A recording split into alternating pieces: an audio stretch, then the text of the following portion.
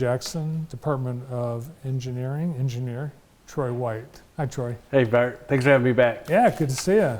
I know you're very busy this summer because I see orange barrels. Yeah, we're right in the thick of the season right now. Got a lot going on. Well, today we're going to give our viewers an update on where things are with all the projects, and we're going to start. We'll start geographically closest to where we're sitting right now. Okay. Wildwood near Jackson High. Yeah. And Stewart. We started on that last week. That's going to be a mill and resurface. You know, we're not doing a bunch of underground there. The water main got done on that about, I don't know, 18 years ago maybe. Yeah, it doesn't seem that long ago. So basically we're going to mill off the top of the surface, and then we're going to repave it with a top course.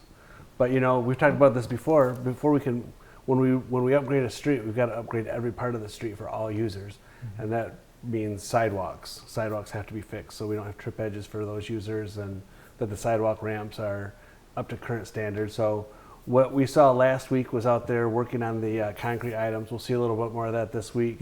The end of this week we'll mill it. Next week we'll pave it, stripe it, have it open. Before school. Yep. Well, that's the hard deadline we're working towards, and, Yeah. and we'll have it done well before school. You know, get a little cushion in there, right? Well, in case it rains for 3 days straight, right? Yeah, I remember any project that's near a school, you have to take that schedule. We do take that into account, you know, because we also know, first day of school is a lot more chaotic than last day of school. You know, if you're going to impact a school, the worst day to impact them is on the first day, when all the new families are trying to find the new ways and get adjusted to a new schedule. So that also is connected literally to the other project we're going to talk about, Wildwood, which hits Wisner at Wildwood. Right, we got that. Yeah. We got that short block between Wisner and Ganson. No, I'm sorry, Wisner between Wildwood and Ganson, and that's getting the exact same treatment as Wildwood. We're going to mill off the top of it, repave the surface course. You know, the surface on that is it's not in good shape. It's a mess. Yeah. Right, and on that one, actually, we got a lot more concrete work to do. We've got to same thing. If we're gonna upgrade it for motorists, we got to upgrade it for pedestrians. So we're fixing the sidewalks, fixing sidewalk ramps, and then when they come in to mill Wildwood later this week, they'll mill Wisner at the same time. When they come in and pave Wildwood, they'll pave Wisner at the same time. So kind of put them together. They're close together. Put them together in one contract.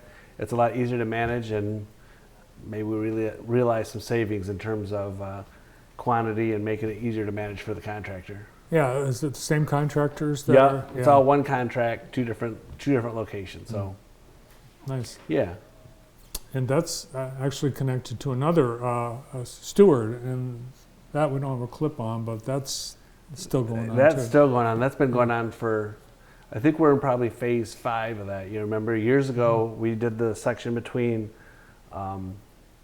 Wildwood and the railroad. Then we did for the railroad to Ganson, and we've been trying to finish this part at the railroad crossing for about a year now in terms of permitting and making it work. We've got the new water main under the railroad. Today they're in there putting connecting the new water main to the other water main on each side. We're hoping later this week we'll be grading it, getting ready for concrete. We got to redo the sidewalks and the curbs on each side of the road, and then we have to pave it. But again, the goal again is working towards the first day of school. Now, Stewart's not as important as Wildwood, but it's still important, and it's especially important this year because, you know, the work at the railroad crossing at Mechanic, at Jackson. You know, they're really close to having to close down Blackstone again for when they do the work at Jackson Street. So we really need to get Stewart open, and we're basically doing everything we can. Our contractor's working with us great on the schedule. So So Blackstone looks all done. I mean, it's a brand new surface over the tracks. Well, but when they close down the Jackson, at Jackson Street, they're going to build a new bridge, right? They've been working towards that. At some point, there'll be the trains will be shut down for a few days. They'll remove the old bridge, slide a new bridge into place. But when they do that, that will impact the Blackstone Street crossing. I think it'll impact like the advanced warning signaling and the traffic stops and stuff. And you know, so you have to close because of that impact at Jackson. They're gonna have to close down Blackstone. We'd like to have Stewart open by then, and that's what we're working towards. It's the domino effect. Yep. Well, it's a lot of what we're doing now. It's like these railroad bridges, these water mains under the railroad. It gets done once every 100, 125 years. It's just all coming due right now. Well, you can see the finishing touches aren't that too far off, and they're looking really nice. All that is it stamped stone or whatever they're doing Yes. along the bridges. Yeah. Yep. They get all they're working on the abutments now. At one point, you'll see them come in, remove that bridge, slide a new bridge in place, and it's just going to be done in a matter of days. Well, probably want to set up bleachers for that. Yeah. Well, they're going to have a police presence out there to make sure that the onlookers stay where they belong. Everyone stays safe and doesn't get in the way, because it's going to be around the clock work for them. It's not a project that the city's involved in. We're aware of it. We participate in the meetings, but you know, it's not a city project. But it is fascinating. It'll be neat, yeah, when Yeah. that happens. All right, one high-profile street is Brown, and that's getting closer to being Yeah, that one's actually, we do have it open to two-way traffic. open to two-way traffic. We did get it paved. We did get it striped. We did get the manholes and valve boxes adjusted up to the top of the new surface. So it is open, but there's still a little bit more work to do. That path on the east side of Jackson Street, not Jackson, the path on the east side of Brown Street on the city side, it's missing a few squares where telephone poles used to be in the middle of it. Oh. The telephone poles are out now, so the concrete guys have to come back for a day or two of work. When they do come back, we'll have to close it on another lane, but it was starting to take so long. It's just, we got to open it up. Yeah, I wondered if the there's a public can't have it concrete closed that long without something getting done. That's what I thought. Was there a concrete shortage or something? Because it was just squares. Well, the problem was we were waiting for some of the utilities. We had to move the poles back to make room for the path. Until they got all their overhead wires off the old poles couldn't be removed. Well, about the time we got the street open, they finally finished up, and the telephone poles have been removed. So now we need to get the concrete guys back. All right, now on to, I think we're going to trail crossings at Denton, Prospect, West, Hickory, Dickory, and Dock. Yeah. Well, you know, especially on that end of town, the south end of town, we've got a great trail network, right?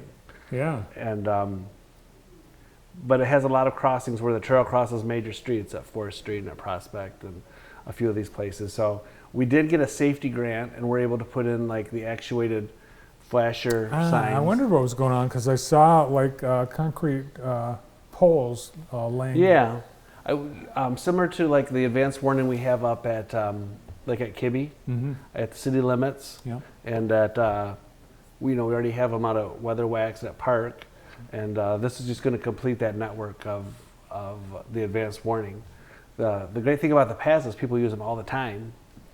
Yeah. And obviously the blinkers help during the day, but they really help for the early morning walkers and the people. Right now it stays light long later, but you know, when it gets wintertime, people are still out using that, and it gets getting dark around 5:30. So it'll be good.